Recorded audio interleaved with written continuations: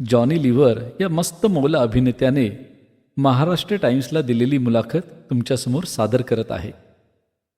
मला शाळा सोडायला लागली हे माझं दुर्दैव, पण त्यानंतर आयुष्याच्या शाळेत मी जे शिकत गेलो त्यावर आयुष्याची उभारणी झाली. शाळेत असतानाच मी छोट्या मोठ्या ऑर्केस्ट्रांमध्ये डान्स करत असे. माझं अंग पहिल्यापासून लवचिक होतं. मला काही कळण्याच्या आधीच लक्षात आलं होतं की माझं मन आहे ना टिप कागदापेक्षाही अधिक चांगलं ग्रहण करत होतं. मला नाचण्यात व नकला करण्यात आनंद मिळतो हे मला समजत होतं. आमच्या धारावीच्या झोपडपट्टीत आजूबाजूला काही कार्यक्रम असला की मला बोलवायचे. अरे अपना जॉनी है ना उसको बुला. मी गेलो की म्हणायचे, अरे जॉनी ये मेहमान आएला है, उनको कुछ करके दिखा रे. त्यावेळी कित्येकदा मध्यरात्र ओलांडून गेलेली असायची, पण नाचायचं म्हटले की माझ्या डोळ्यांवरची झोप 3 ताड उडून जायची आणि मी अक्षरशः डान्समध्ये मदहोश होऊन जायचो. आमची धारावी म्हणजे एक वेगळंच रसायन होतं. आमची रोजची भाषा टपोरी असायची. कर रहेला है, आ रहेला है, क्या करता बे, अपुन को तपुन को, अशी भाषा आम्ही बोलायचो व त्यात आम्हाला काही वेडवाकडं वाटायचं नाही. आमच्या इथं मारामारी शिवीगाळ ही नेहमीचीच गोष्ट. कोणाबद्दलही प्रेम व्यक्त करायचं म्हणजे जबरदस्त शिवी द्यायची. नाही ना तर त्यात मास्टर होते. एकदा त्यांना माझा काहीतरी राग आला. मला असं काही बडवला ज्याचं नाव ते मला मारायला लागले, तर मीही त्यांना अद्वा तद्वा शिवी द्यायला लागलो. नाही ना मारता मारता हसायला लागले व आम्हाला म्हणाले, बघ पोरगा कसा शिकलाय. आता आठवलं की हसायला येतं. मारामारी चाकूमारी ही तर रोजची बाब. मी तर 7-8 वर्षाचा असताना एका गुंडाला दुसऱ्या गुंडानं कोयत्यानं कापलेला पाहिलेलं आहे. शाळा सोडल्यावर मी देशी दारूच्या गुत्त्यावर पोऱ्या म्हणून काही काळ काम केलं. रात्री कोणत्या तरी डान्स मंडळीबरोबर कार्यक्रमात भाग घ्यायचो. 10-20 रुपये मिळायचे.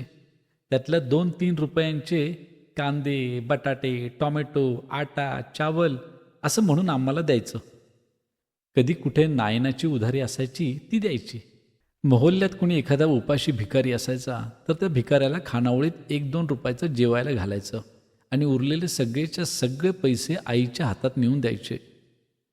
त्या काळात रुपयाला खूप मोठी किंमत होती. मी गोष्ट करतो 1971-72 सालची. गरिबाच्या पोराला न सांगता शहाणपण येतं. 12-13 वर्षाच्या माझ्या वयाला ते झेपणं त्रासदायक झालं. जगणं नकोसं झालं. एके दिवशी मला खूप राग आला. सगळं फेकून द्यावं आणि लोकल ट्रेनखाली जीव द्यावा असं वाटलं. आमच्या किंग सर्कल झोपडपट्टीला लागून रेल्वे ट्रॅक होता. दुपारच्या वेळी मी लोकलच्या रुळांवरून चालत निघालो. समोरून लोकल ट्रेन जवळ येत असल्याचा आवाज येऊ लागला. मी डोळे घट्ट केले आणि माझ्या डोळ्यासमोर माझ्या धाकट्या 3 बहिणी आल्या. भाऊ आला. त्यांचं काय होईल? किती नाही म्हटलं तरी नायनावर माझा जीव होता.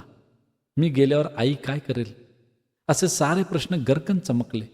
लोकल जवळ येत होती. अचानक एक उर्मी चमकून गेली. मी फटकन रुळावरून बाजूला झालो. लोकलचा वारा जोरात आला. मी भानावर आलो. लोकलमधून कोणीतरी ओरडलं, अरे क्या मरणे काय क्या? धाड करत लोकल निघून गेली आणि मी माझ्या झोपडीकडे वळलो. वाटेत एक सलून होतं. सलून कसलं, टपरी होती ती. टपरीतल्या रेडिओवर लता मंगेशकर यांचं एक सुंदर गाणं लागलं होतं. मैं तो तुम संग मैंने लड़ा के हार गई सजना, हार गई सजना. तुमचा विश्वास बसणार नाही, पण लताजींच्या त्या स्वर्गीय स्वरांनी मला शांत केलं. माझा राग निराशा सारं दूर पळालं. 13 वर्षाच्या मुलाचं 13वं होण्याआधीच संगीतानं त्याला जगण्याची दिशा दिली. तुम्हाला खरंच सांगतो, आजही मला कधी नैराश्य आलं ना तर मी संगीत लावतो. त्या दिवशी मी उभा राहिलो ते नव्या जिद्दीनं, नव्या निश्चयानं. माझं काही झालं तरी चालेल, पण माझ्या भावंडांना, आईला, नायनाला मी कधी कमी पडू देणार नाही. नंतर संधी मिळूनसुद्धा मी लताजींना त्यांच्या आवाजामुळे माझा जीव वाचला हे कधी सांगू शकलो नाही.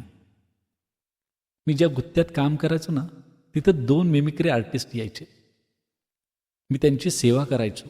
बदल्यात ते मला त्यांच्याबरोबर कार्यक्रमाला घेऊन जायचे. ते दोघेही जबरदस्त कलाकार होते. रामकुमार आणि प्रताप जानी हे दोघे सिंधी होते. किंग सर्कलच्या आमच्या झोपडपट्टीच्या बाजूला सिंधी कॅम्प होता. त्यात ते राहायचे. मलाही त्यांच्यासारखंच व्हायचं होतं.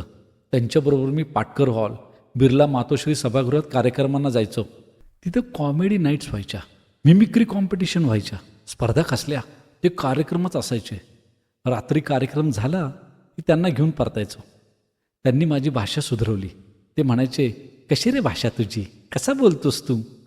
ते खरंच होतं म्हणा. तसं पाहिलं तर शुद्ध हिंदी भाषा मला कशी येणार होती. 4थीपर्यंत तेलुगू माध्यमातून शिकलो. 5वीत हिंदीचा परिचय झाला. तो तोंडात मोरेपर्यंत 7वी आली आणि मी शाळा सोडून दिली. गल्ली बोळातल्या छोट्या छोट्या ऑर्केस्ट्रामध्ये मी मिमिक्री करायचो. तेव्हा ते लोकही मला सांगायचे, बाबा रे तू जा, तुझा आयटम कर आणि परत ये, फक्त बोलू नकोस. रामकुमार आणि प्रताप जानींनी मला कसं बोलायचं ते सांगितलं. भाईयो और बहनों, माता और देवियो और सज्जनों, असं शुद्ध हिंदीत बोलायचं हे त्यांनी सांगितलं, घटवून घेतलं. मीही त्यानंतर माझ्या भाषेवर प्रयत्न सुरू केले. एक एक अक्षर जुळवत मी हळूहळू हिंदी कादंबऱ्या वाचू लागलो. मला वाचायचा नाद लागला. पुस्तकं खरेदी करू लागलो.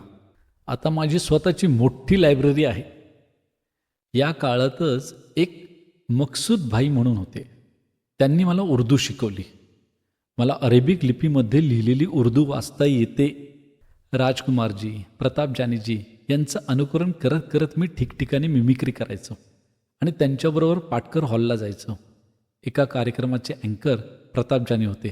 त्यांनी मला विचारलं, तू एखादा आयटम करशील का. मी बेधडक हो म्हणालो. सवयीचंच होतं सारं. अशा टेचात होतो. पण स्टेजवर गेलो, समोर अंधार आणि माझ्यावरचा उजेड, लोकांचा आरडाओरडा. भूल गया क्या रे, ओ काडी पैलवान, ऐकून मी गळपटून गेलो. तोंडातून शब्द फुटेना. कुणीतरी ओरडलं, अरे निकल यहाँ से. और मैं निकली गया, मेरा गुरूर भी. मी स्टेज सोडून बाहेर पडलो. पाटकर हॉलसमोरचं आझाद मैदान तुडवत त्यावेळच्या व्हीटी स्टेशनच्या दिशेने निघालो. कान गरम झाले होते. मैदानाच्या मधोमध आलो. गपकन थांबलो. सभोवर मैदान, मध्यभागी मी, डोळे अश्रूंनी भरलेले. मी आकाशाकडे पाहिलं. आर्तपणे आकाशातल्या परमेश्वराला विचारलं, ओ गॉड, मी ॲक्टर बनू शकणार नाही का. काही क्षण गेले. माझं अंग एकदम शहारलं. कानावर एक आवाज पडला, घाबरू नकोस, मी तुझ्यासोबत आहे. तू एक दिवस खूप मोठा बनणार आहेस. मी इकडे तिकडे पाहिलं. कोणीच नव्हतं. मी घाबरलो. तेव्हाचाच आवाज आहे का, कसं सांगू. पण त्या दिवसाच्या त्या फजितीमुळे, डोळ्यातून आलेल्या पाण्यामुळे माझ्यासमोर एक आव्हान उभं केलं. आता तुला स्वतःला सिद्ध करायचं आहे, दुसरा मार्ग नाही. मग काय, निघालो त्या मार्गावर. मी आशा करतो की जॉनी लिव्हरच्या या मुलाखतीचे सादरीकरण आपल्याला आवडले असल्यास कृपया लाईक करा, शेअर करा आणि SP व्हॉइस स्टुडिओ या चॅनलला सबस्क्राईब करा. धन्यवाद.